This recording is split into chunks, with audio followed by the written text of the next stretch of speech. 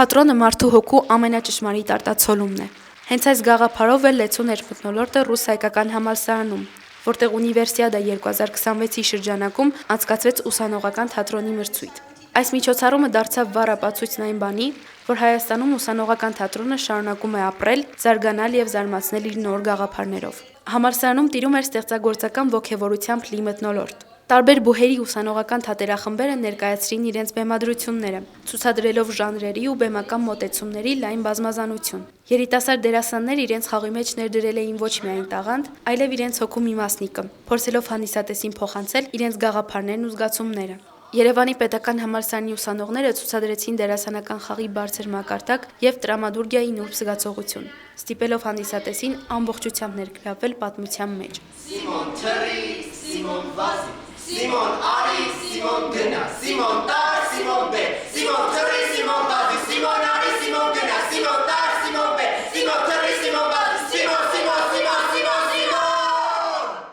Ռուս-հայկական համալսարանի թիմը գրավեց ժյուրիին իր համարձակ ռեժիսուրայով եւ կերպարների խորությամբ։ Նրանց ներկայացումը դարձավ մրցույթի ամենատպավորիչ բեմադրություններից մեկը։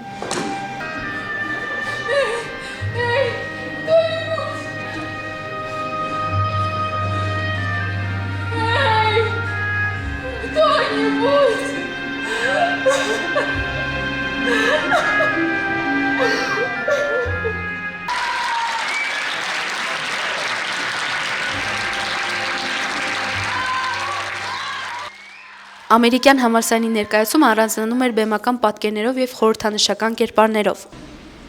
Իմ հայրը թագավոր էր, բայց երբ պատերազմը պարտվեցին, ինձ թախծրեց այդ գարշելի գեներալը։ Դա էլ հերիք չի, պարզվեց, որ խելագար կին ունի։ Հենց մտանք պալատ, մեզ երկուսի ստացվող տպեց։ Նորարարական մոտեցում էր ցուցաբերել Վալերի Բրուսովի անվան համալսարանը։ Նրանց բեմադրությունը կառուցված էր հետաքրքիր գաղափարի շուրջ։ Ես քեզ թաղեցի։ Ես թողեցի այլ աղջկան, որ հավատում էր ինչ-որ հրաշքի։ Մրցույթին մասնակցում էր նաև Հայաստանի ազգային պոլիտեխնիկական համալսարանի թիմը, որը ներկայացրեց սեփական բեմադրությունը, համալրելով մրցույթի ընդհանուր ստեղծագործական պատկերը։ Ամենից վատ այդ բանում կա անտարբերություններ։ Անտարբերն այլ ինչպես ախեղծում ընկել ու ոչինչ չանել։ Սկզբին մի քանի վարքան օժակի պայքարների տակից Գործուն ջրի երես մնալ, հետո հասկացա, որ ես էլ բաբուց չկան, եթե իմ հարազատների մահն է ցանկանում։ Գից թո ինձ գնա։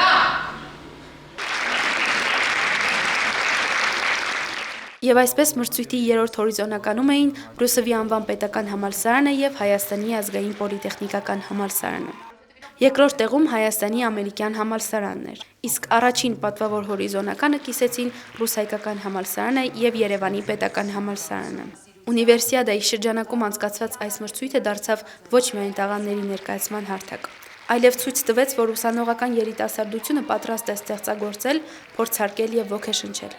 Իսկ ռուս-հայկական համալսարանը հանդես գալով որպես կազմակերպիչ եւս մեկ անգամ հաստատեց իր կարևոր դերը նոր սերնդի ստեղծագործական ներուժի զարգացման գործում։